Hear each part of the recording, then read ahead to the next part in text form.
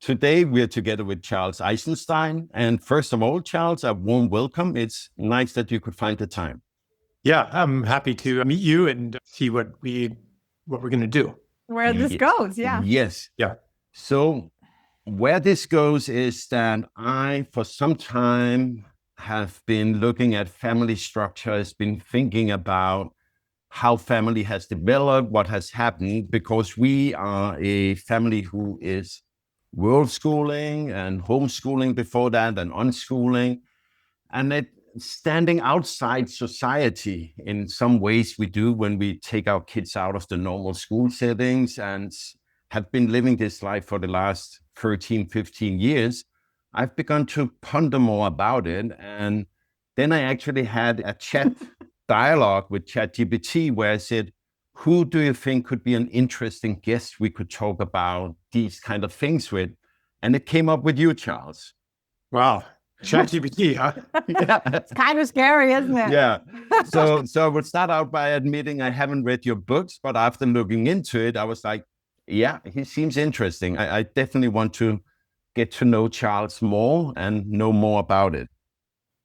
Well, I will try not to be boring. This is a topic I have thought about a lot and, written about some. So yeah, happy to explore. I've also done, some kind of unschooling, homeschooling, and, mixed in with some school also. Yeah. Tried lots of different things. And I'm not sure if I could, I don't think I could be an advocate for any one of them. No. Yeah. Well, we talk a lot about unschooling. We talk and we are pretty sure we believe in it. But I mean, we always say that the most important thing is everyone's freedom to make their own choices and do what works for their family. So yeah, even though we talk about unschooling all the time, it's not like one of our kids haven't been to school. No. Because one of them was. And yeah. Yeah, I think the whole conversation only makes sense in a social context. Mm-hmm. Like if you're, say, living in a village somewhere and all the kids are learning from adults, and participating in adult life and learning how to hunt and learning how to grow sweet potatoes and learning traditional ways, then unschooling is something very, very different.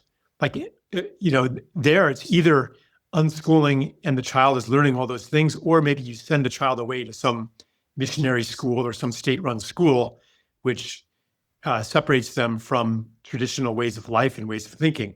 That's very different than in my society and probably your society, where school is where all the kids are. And so you take them out of school, and it's not like there's life happening around them and adults doing things that they understand and that they can apprentice to and they can learn from. It's so isolated. So I think that we have to talk about the context when we talk about unschooling, homeschooling, schooling. Yeah, because I'm super happy you go in that direction, because it's one of the things that I can see where we have been drawn towards not having our kids in school. But then my wife, the first couple of years, did an enormous work of going out to find the other kids, create the community. And now we are creating what we are calling world schooling villages, where we have families that move in together for a month in the same area. It is traveling families, because the community is so important. I want to go a little back to something my wife said some years ago that I still return to. We had been up visiting her cousin who had had a newborn. And, it's it wasn't a big baby shower as the people have in the States, but we come and visit and we see the baby and these things. And on the way down the stairs from visiting them, Cecilia looked at me and said, nobody should have a baby alone.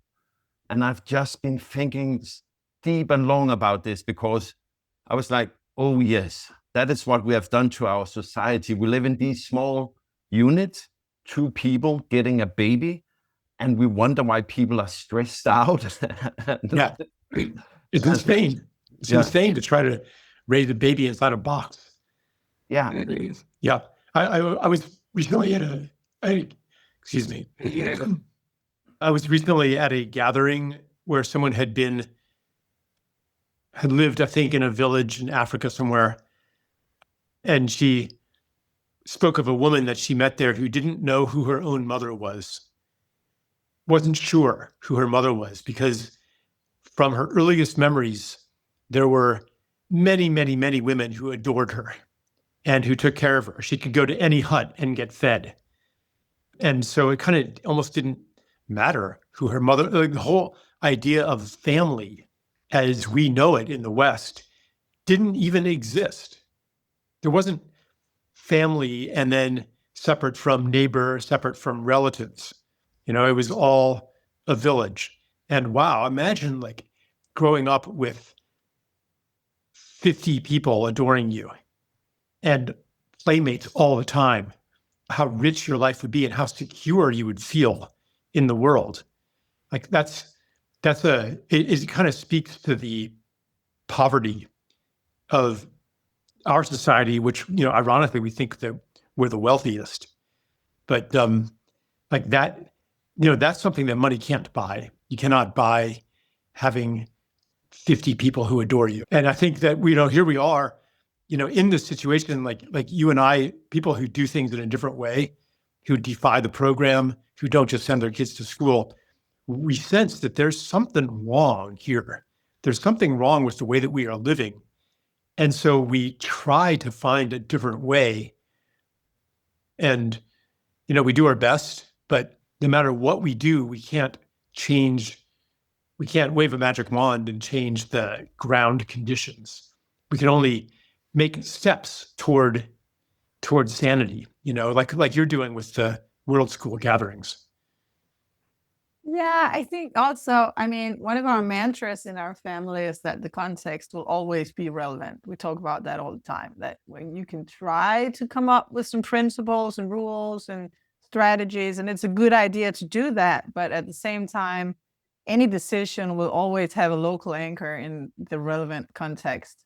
And being a world schooler and an unschooler in Europe in these years post-COVID, it's also a contextual choice, and it's a choice that happens inside a society. I think you said in the opening something about being outside of, standing outside of, and actually, I don't think we are outside of society. We're part of this world. We're just doing things in a different way, but the way things work limits our options, and we're just trying to not necessarily make the most of it, because that's like bigger, better, faster, more, but more like make the most meaningful version of it that we can make in the actual context. And I hope most people do that.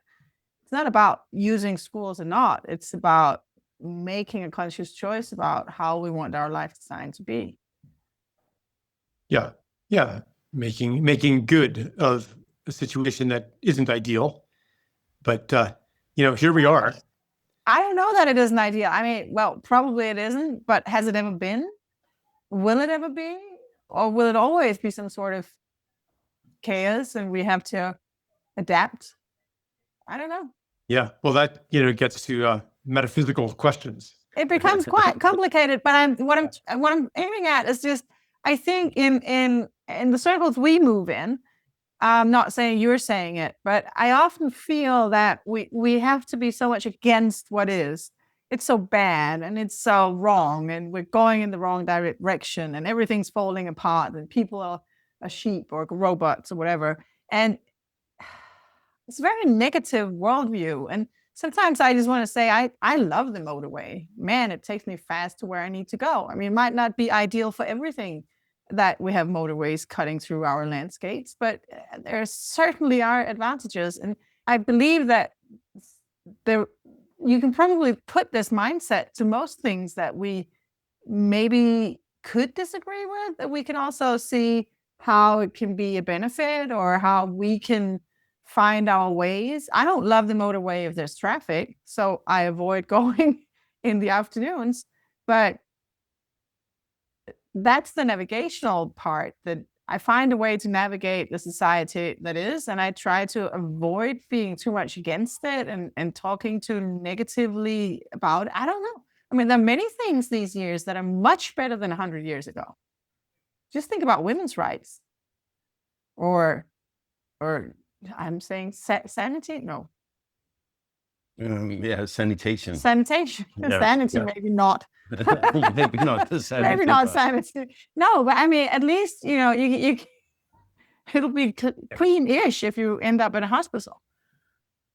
Well, I think it's a very hard analysis to make, to say that it's worse now than it was 100 years ago. yeah, I don't think it matters. Yeah. You know, I Maybe mean, not. the way it is now is the way it is now. And I think that the value in those kinds of conversations is that it can identify something that has been lost. Because when you identify what is missing, then you maybe can recreate it, rebuild it. But if you don't even know what's missing, then you feel lost. You feel that maybe the problem is yourself and not your circumstances. So, like, yeah, when I was a kid, if you went outside, you would always hear the sounds of children playing in the neighborhood. The other day, and I don't hear that anymore very often. But the other day, it was a holiday. I heard it because I think our neighbors must have had their relatives over and they were actually playing outside a game of, I don't know, some game outside. And I remembered that noise, the sound of children playing. And I remembered how it was there every day when I was a child. And I felt sad that I don't hear that sound anymore. It's like for me, that sound is a kind of a nourishment that when I don't have it, I forget even that this vitamin exists. Mm. So, so to recognize that loss, that doesn't mean that I have to wallow in despair. Doesn't mean that I have to reject all of society, and I think it is helpful to say, oh, here's something valuable. And then when I have a creative choice, like, what do I want to create for my children? What do I want to choose? Do I want to move here or move there? Do I want to put them in school or not? I have information that I integrate by actually feeling sad about it. Like, oh, there's a little grief there. And I think that grief is a way to integrate loss. And, the motorway, like I have in my mind as a child, there were special places I liked to go.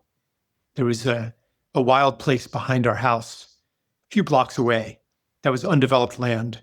There was a quarry there, actually, and just, some undeveloped land. There were these pine trees and blackberry bushes and this path. It was probably 10 or 15 hectares of undeveloped land, maybe even more. And I got to know that land like part of myself, It became part of my being. It was an intimate friend. And so again, like today, there's a concept called the roaming radius for children. It's how far does the average child roam unsupervised away from the house? And it used to be several kilometers. And now in my country, it's, only several meters. Oh my God, yes. And so again, like, here's another loss, And yeah, maybe in the days when children roamed far and were free and played with each other, there were bad things too. Infant mortality was very high. There were, who knows if it was better or worse, but still to feel the value of those things, I think that helps us navigate toward the future. Mm. I like the way you put it, because I'm in this flux between trying to understand, see what has happened in my own mind. Not a big research guy, not very academic, but I look at we went from the local communities into the cities, and then we went into smaller and smaller units. And then in a period we have praised like the nuclear family. And part of me is, as you say, missing something. So part of me is trying to look at what to blame for the development. But again, as Cecilia also say, why be in the blaming mode? And I like how you put it, to be in the, hey, I can see I missed something, using the feelings as a pointer. And there is something about how the families has become smaller and smaller. I find difficult, and the outsource of the care. For example, my parents are getting older, and it saddens me that I don't feel I have this very strong connection with them where it would be natural for me to take them in. It's not there, that feeling. And seeing that feeling is not there is feels so bad. I don't like to say it out loud, kind of. So you say it on the podcast. So I say it on the podcast. No, but I also recognize that is what makes me sad, is that feeling of wanting to do it isn't there. Where I'm trying to go is asking you how you started your path of discovery down this. Was it your education, or why have you been interested in this field? Since I was very young, I had an intuition that normal was unacceptable and a rebellion against it.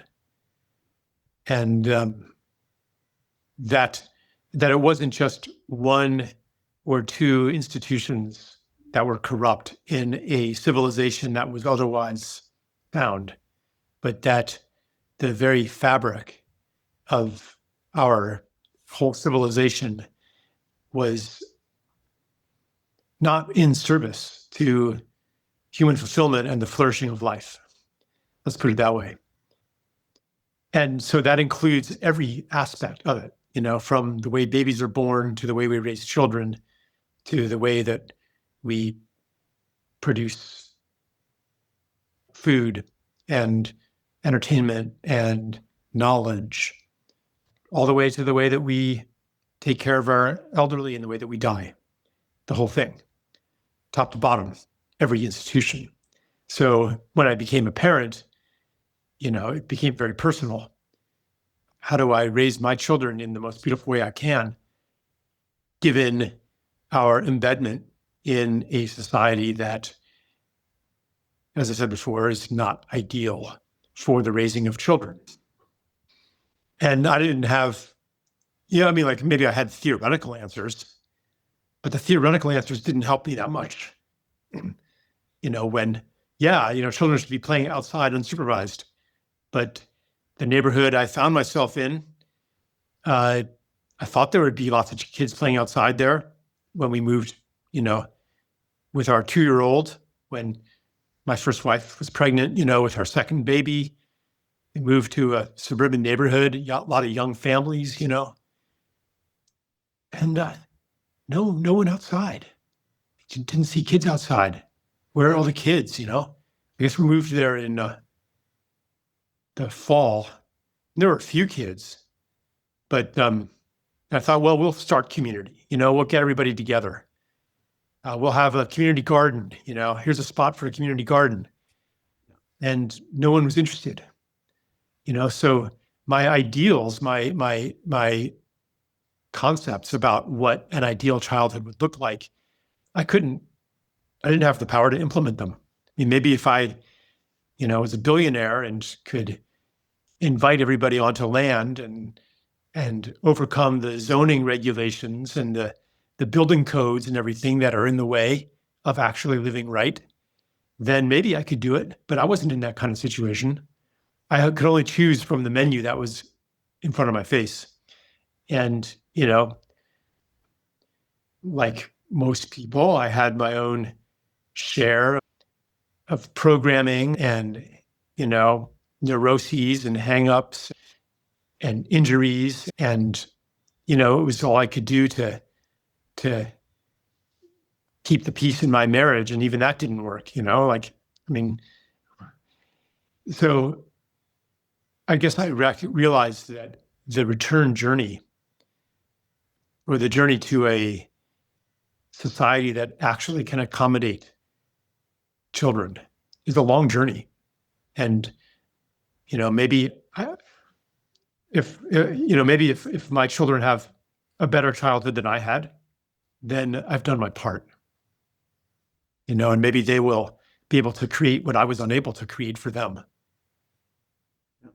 Yeah. But yeah, thank you for sharing.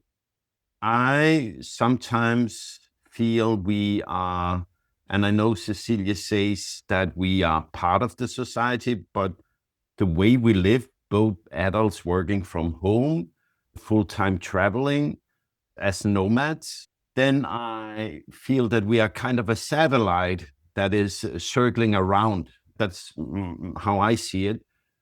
And then my question is, as you talk about the fight against normal, if we could talk a little about natural versus normal, because we at some point in our life, I wanted to move into an eco-village, and we went and visited one, and we saw several.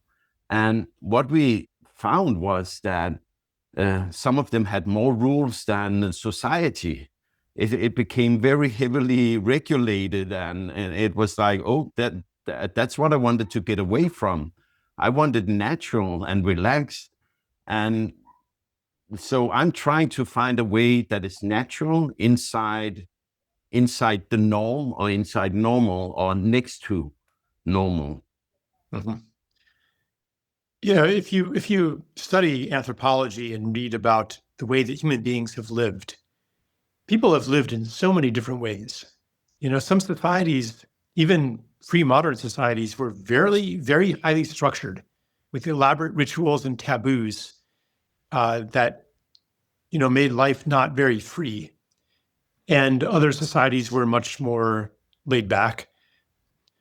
And each one of those provides a different container for the development of the human being, or the development of the soul, you could even say.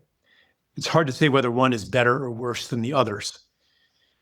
There's in highly organized societies with elaborate rules, they sometimes have very, very strong community. You know who you are, and you're free to develop. It's like a sonnet. There's a type of poem, the sonnet, has very strict rules, or the haiku, very strict rules. But that doesn't mean that you cannot be creative because there's too many rules. Like, you can develop within that container. And we are fundamentally social beings. So there's always, to some extent, there's always going to be ways to negotiate our relationships that are based either on explicit rules or implicit rules. We're not actually here to be free. We're here to be in relationship. And I understand the impulse towards freedom when the relationships have been industrialized and used, to control and oppress people. And then of course we want to break free from those. But, again, we're here to relate, so they're going to be replaced with something. Yeah, I have visited many eco-villages as well. And to me, it's like, it's not so much, oh, there's too many rules. It's more of, okay, here is the way of being that this place offers. Is that a fit accommodation for who I am right now? Maybe, if I settle in that eco-village, I can see the ways that I can develop, the things that will confront me that maybe should be confronted. Maybe there are ways that I'm selfish and could be more in mutual obligation to people and really involved in their lives, and I'm hanging back from full incarnation.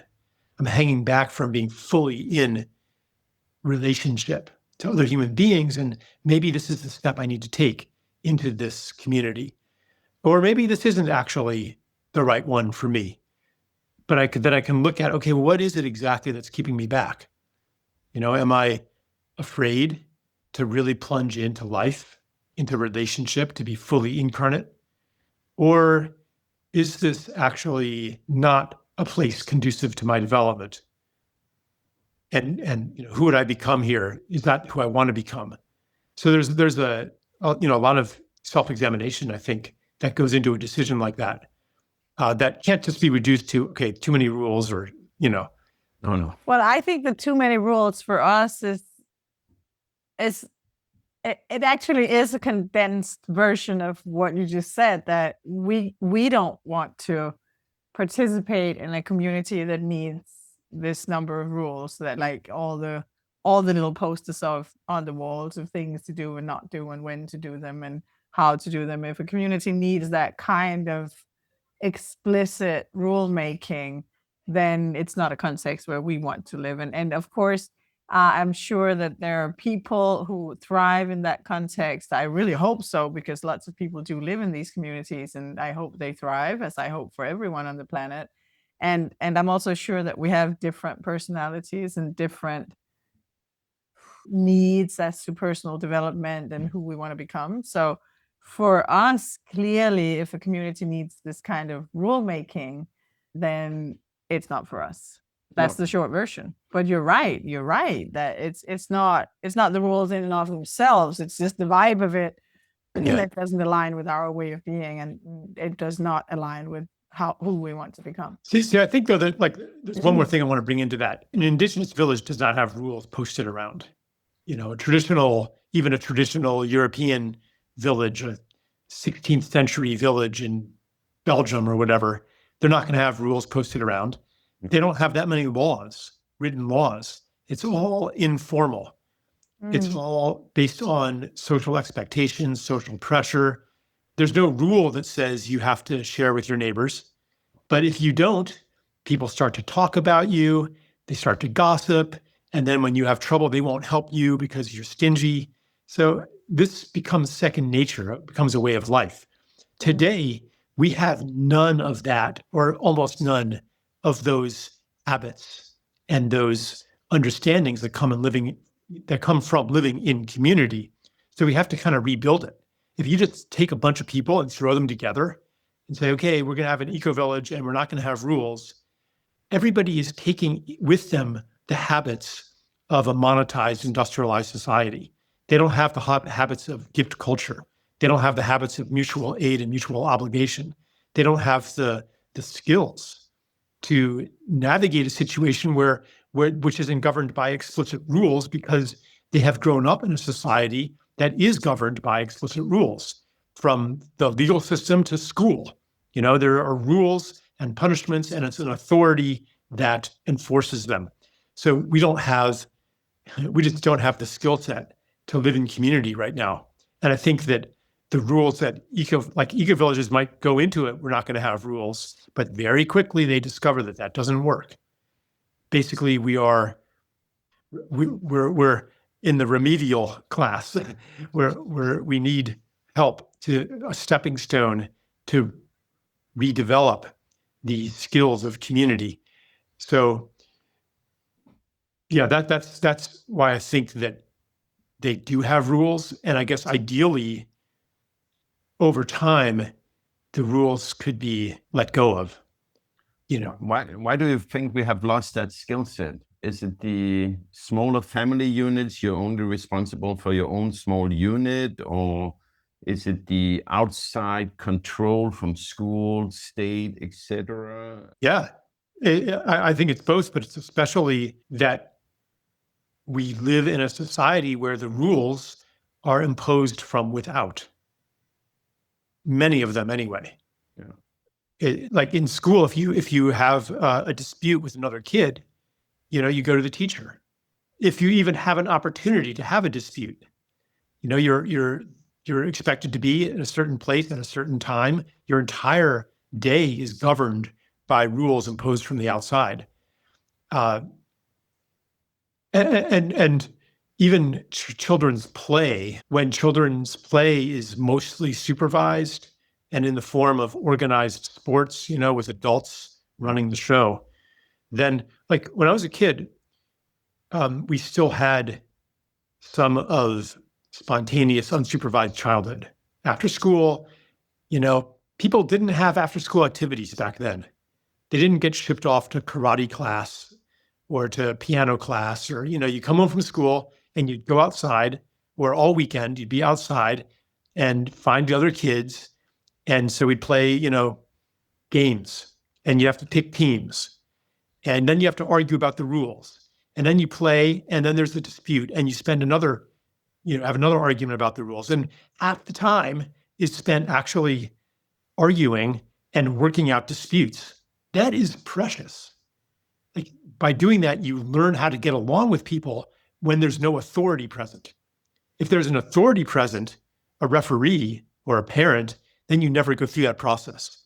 And that's just one example of the stunting and atrophying of those skills. We never develop those skills because we're always in organized, rule-governed situations that we just don't have the opportunity to learn.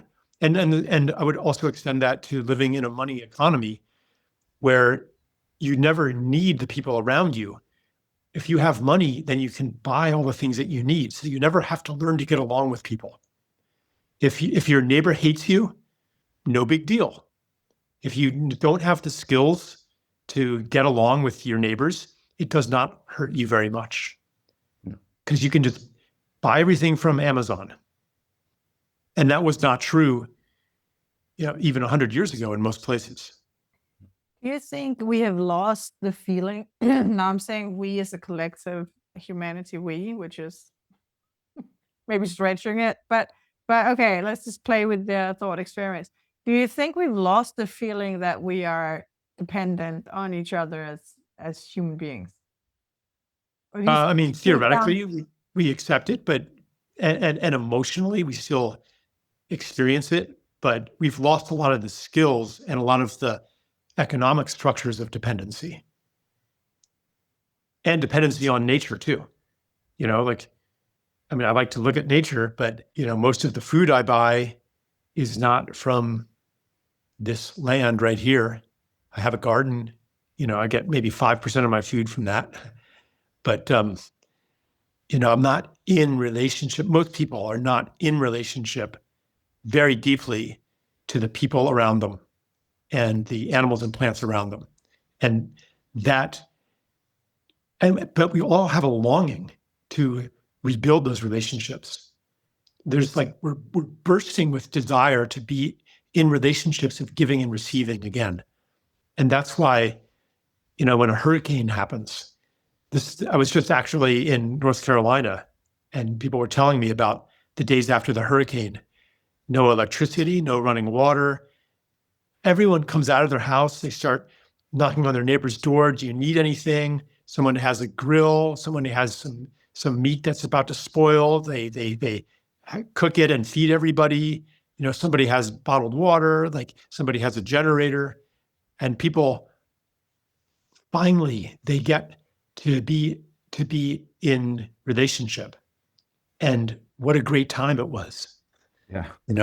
So what you're saying is we need more crisis. Well, it gives us a glimpse of what we want. Yes. Yeah. Yeah. And what we really want is to need each other and to be needed. Yeah. Yeah. What I've been thinking about the process of moving away from the norm, where in me it was natural for me to first define all I didn't like, kind of to have mental crutches to move away from the norm. But now I'm at a point where I'm looking at the norm and saying, okay, that is not for me. What is for me is over here. And it starts building towards it. But I can also see that it has taken many years of living in a different way. Yeah. How do we... I actually feel and think that people can sense this longing, because I've been considering why were everyone so happy with the Matrix movie. But then looking from the side with my back then more negative mind, I was like, but you're still living inside the Matrix. So, but why did it have such a big effect on people? And I think it's because they know and feel that there is something they want, but I don't know how to help people go there. Well, yeah, I don't think that there's, any magic wand, any magical solution. It's a matter of slowly rebuilding, motivated by this longing and by the recognition of what you're actually longing for, which is reunion, to return into full relationship and into full being. Recognizing that, then you can walk the path, the long, long path back home. And so maybe that means, maybe it is to start an eco-village or live in an eco-village and take the baby steps back into relationship to recover the skills of community. Or maybe it's the world schooling camps that you do, where, or even people, have a festival, Burning Man, where for a few days you're living in a different reality. Or people doing community building work just where they live, where it's about connecting the gifts and the needs that are already present in that community that aren't being met. And it could be in a very small way, it could be tutoring school children. You could say, well, ideally they shouldn't even be in school, but maybe it's working class parents and school is free babysitting and that's the only choice. And like to have a big brother, big sister coming in and caring about them, giving them attention. There are so many things that I would even say that we are here to serve the reunion of these human souls to each other. This is our mission here, to steer humanity toward the return journey into relationship. And it can be very, very small scale, very humble, It's a longing, Charles, I've seen grow in me. And I first saw it some years ago when our oldest daughter, who is a published author, she gave a talk, read a little aloud from her book. And besides that, being a dad who is like, wow, I'm super proud of her. She's really doing good. And I was also a little envy. I'm like, oh man, if I had been so cool when I was her age. But that aside, what I really loved about that was that people met up around something. But it also, to me, seems that people need this anchor of something to meet about, Yes. to draw them in. So Cecilia and I gave some talks to the homeschooling community in Denmark before we left. And it was too much, 6, 7 in a week. We were drained afterwards and in between. But seeing the people come, being together, talk, chat with each other. We had made the format where it was a slow start, a break, and then a potluck afterwards. It was really nice seeing people connecting. And I actually think, and I've been thinking about it since I started working a lot with ChatGPT in the work I do. I use it a lot every day.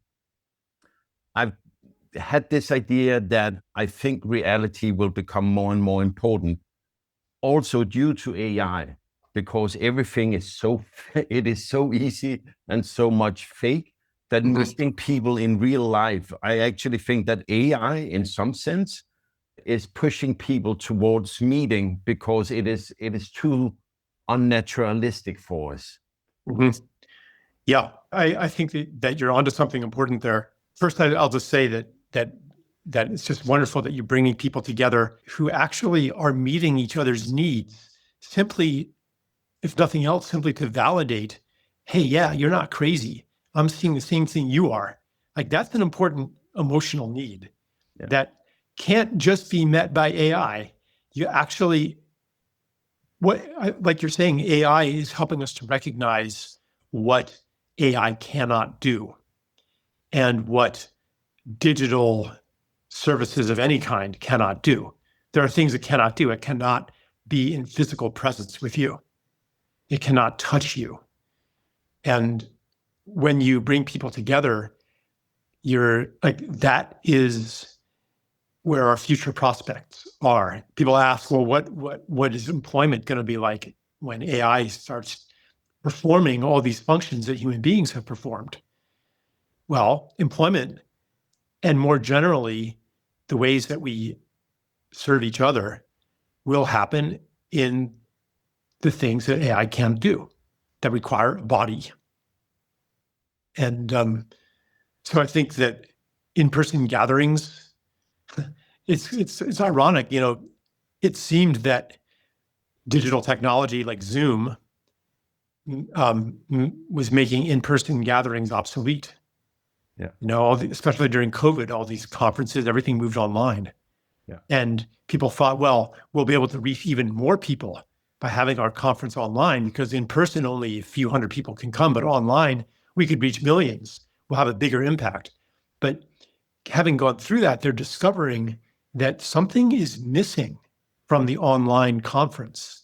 The things that cannot be captured as data, physical presence and touch, and the spontaneity of meeting somebody in the parking lot or, in the line at the cafeteria, things that can't be scripted, things that happen in relation to a physical space. We are, ironically, because of technology, we are now recognizing how important those are. And I guess that's all I have to say about that for the moment. Yeah.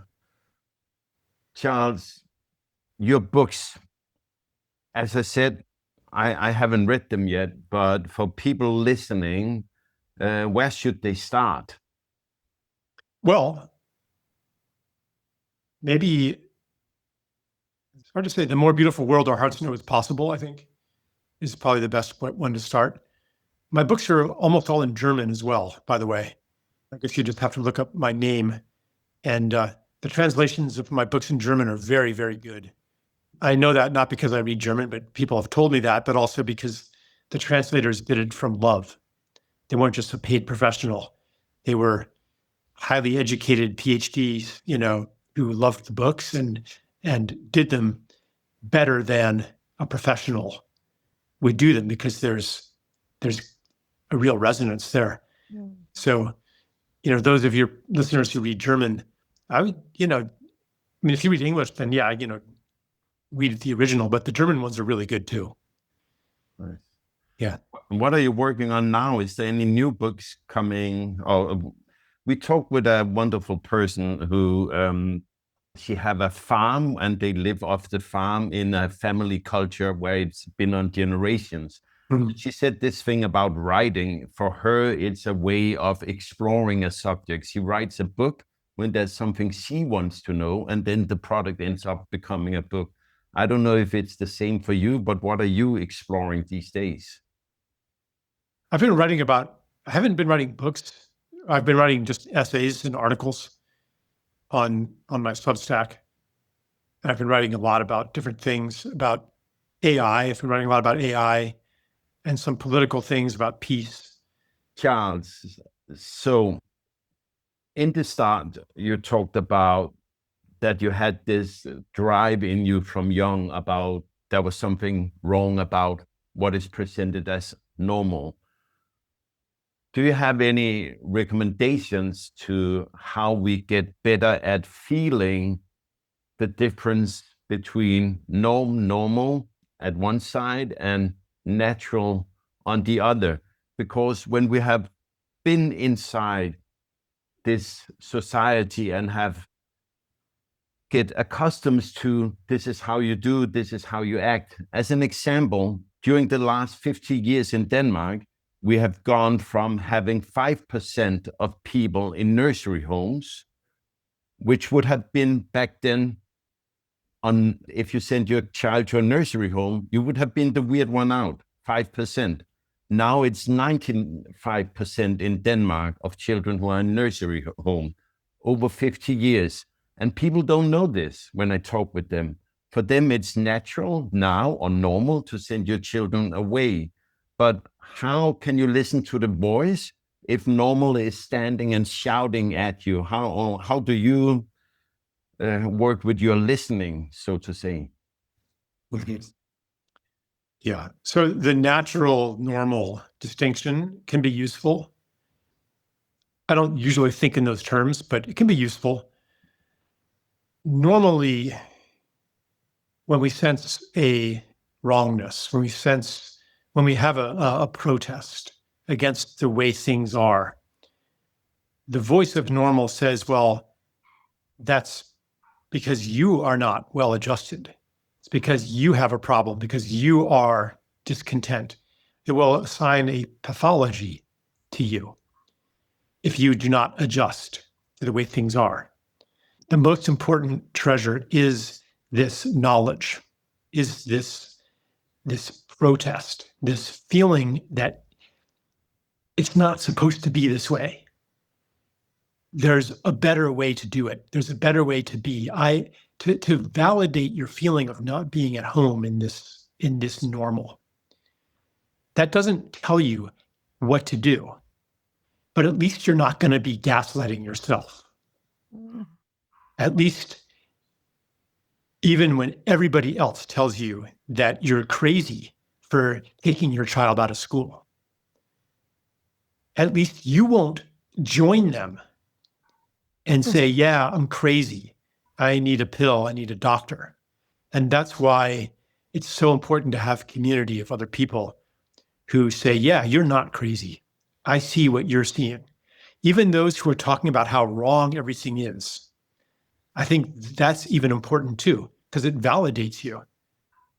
It validates really what you're longing for isn't to escape the society that we find ourselves in. That's not the deepest longing. The deepest longing is to transform it, because we are born into it with that mission. We did not just make some dumb mistake in incarnating into this world, into this particular society, into our particular biography, our circumstances, which may have been very bad, very traumatic. Maybe people, who have suffered abuse or terrible things. You didn't do that by mistake, and it wasn't a punishment for bad behavior. It was a choice because on some soul level, you saw that this situation can be transformed, it can be redeemed. So all of us are kind of missionaries here to build, to co-create, I call it a more beautiful world. That's the longing. It's not just to live in a more beautiful world. The longing is to be a creative agent of it. Yeah. Thank you. That's a beautiful full stop. It's a beautiful full stop for this conversation. I don't need to comment on that. No, I would just say agree. Charles, it has been very interesting. Thank you for taking the time. It was a big pleasure talking with you today. Yeah, thank you. Thank you, Jasper and Cecilia. Yeah, it was fun. Very nice to meet you. Likewise. Nice to meet